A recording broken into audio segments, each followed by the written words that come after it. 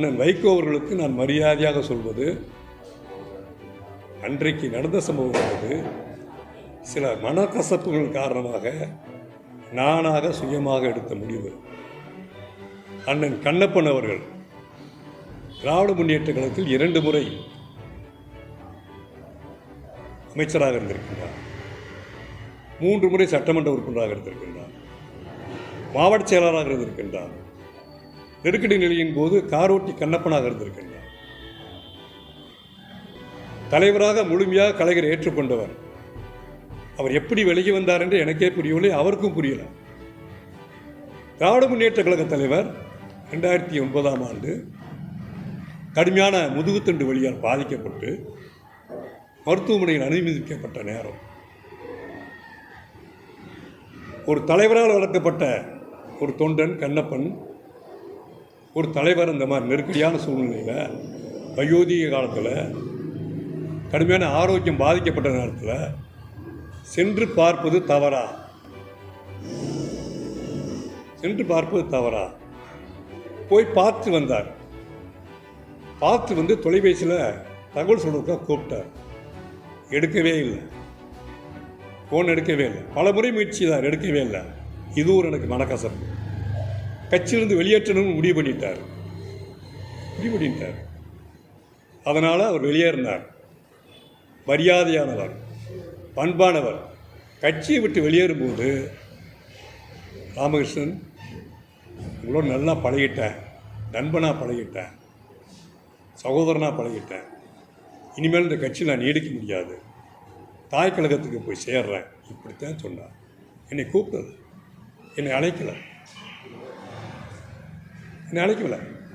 இவர் சேர்ந்து 1 மாதம் கழித்து தான் மனக்கசப்புகளுடைய அந்த சம்பவங்களுடைய மனம் வேதனை, அந்த இதய கணம் ஒரு பிரமிப்பை பிடித்தவன் போல் இருந்த சூழ்நிலையில் நானாக சுயமாக எடுத்து 3 ஆண்டுகள் அந்த கட்சிக்கும் 16 ஆண்டு காலம் அந்த கட்சிக்கும் சட்டமன்ற உறுப்பினராக இருந்த காலத்தில் அந்த ஆட்சிக்கும் அந்த இயக்கத்திற்கும் பெருமையை தேடி தந்தவன் என்ற முறையில் விருப்பப்பட்டு பாதுகாப்பான நிலையில் இருக்கின்ற திராவிட முன்னேற்ற கழக ஆட்சியில் அந்த கட்சியில் நான் அந்த பொறுப்பை ராஜினாமா செய்துவிட்டு சேர்ந்தேன். இது குதிரை பேரம் கிடையாது, ஒன்றும் கிடையாது. எனவே அண்ணன் வைகோ அவர்களே, ஒரு சிறு விஷயத்தை இதை என்னை முன்னுதாரணமாக்கி அந்த திராவிட முன்னேற்ற கழக ஆட்சி வந்து பெரும்பான்மையை கொண்ட தோழமை கொண்ட பாதுகாப்பான ஆட்சி. நான் போய் சேர்ந்து அந்த கட்சி அதனால் பாதுகாக்க வேண்டிய அவசியம் இல்லை. கவலைக்கூடிய நிலையில் அன்றைக்கி இல்லை. அதுக்கு மேலே 2 ஆண்டு இருந்தது. ஆனால் இன்றைக்குள்ள ஆட்சி பாதுகாப்பில்லாத ஆட்சி, என்றைக்கும் கவலைக்கூடிய நிலையில் இருக்கிற ஆட்சி. கூட்டணி இப்போ இருக்கிற தோழமை கட்சிகளுடைய ஆதரவை அவர் முழுமையாக மனசால் நம்பி ஏற்றுக்கொள்ளாத காரணத்தினால வேறு அதிமுக இருந்தது.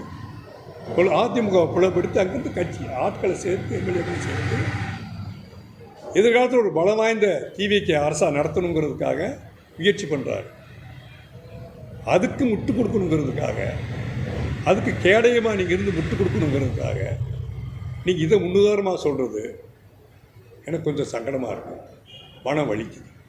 இந்த விளக்கத்தை நான் மக்கள் மத்தியிலையும் சொல்வதுதான் என்னுடைய திராவிட முன்னேற்ற கழகத்தின் மாவட்ட செயலாளர் என்கின்ற முறையில் என்னை பற்றி அவர் ஒரு கருத்தை சொன்ன காரணத்தினால் நான் தன்னிலை விளக்கத்தை அளிக்க வேண்டிய நிலையில் நல்ல ஒரு விளக்கத்தை அளித்திருக்கிறேன்.